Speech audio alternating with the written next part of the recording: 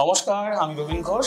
এই চ্যানেলে আমি ফটোগ্রাফি নিয়ে বাংলায় কথা বলি, যেখানে আমি শেয়ার করি আমার practical experiences, tips and tricks এবং আমার ফটোগ্রাফি শুটের বিহাইন্ড দ্য সিন। আপনারা অনেকেই ফটোগ্রাফি শুরু করেছেন, কিন্তু ফটোগ্রাফি শুরু করার সময় আপনারা অনেক ছোট ছোট ভুল করেন, যার জন্য এই ফটোগুলো খুব অসাধারণ হচ্ছে না বা ভালো হচ্ছে না এবং তার জন্য খুব হতাশ ফিল করছেন। আমি আজকে এই ভিডিওতে 5খানা ভুল, যেগুলো নতুন ফটোগ্রাফার যারা তারা এগুলো করে থাকেন এবং এগুলো যদি আপনি এড়িয়ে যান তাহলে আপনার ফটোগুলো খুব সুন্দর হবে এবং সেই প্রবলেম এবং সমস্যার সমাধান দুটো নিয়ে আমি আজকে কথা বলবো। ফার্স্ট মিস্টেক, অটো মোডে সবসময় ছবি তোলা। অটো মোডে সবসময় ছবি তুললে আপনি ক্যামেরার উপর কন্ট্রোল হারিয়ে ফেলেন। এর সমাধান হচ্ছে আপনি ধীরে ধীরে ম্যানুয়াল মোড এবং অ্যাপারচার প্রায়োরিটি মোড শিখুন। এতে আপনার অ্যাপারচার, শাটার স্পিড এবং আইএসওর উপর কন্ট্রোল ফিরে আসবে, ফলে আপনার ফটোগুলো দারুণ হবে। মিস্টেক নাম্বার 2, কম্পোজিশন না বোঝা বা সবসময় ফ্রেমে সেন্টারে সাবজেক্টকে রেখে দেওয়া।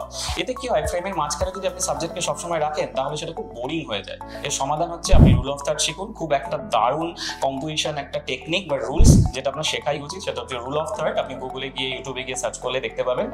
অথবা একটু যখন আপনি সাবজেক্টে ফ্রেম করছেন তখন তাকে একটু বাম দিক বা ডান দিক ঘেঁষে রেখে বা পাশে রেখে আপনি ফ্রেমটা করুন।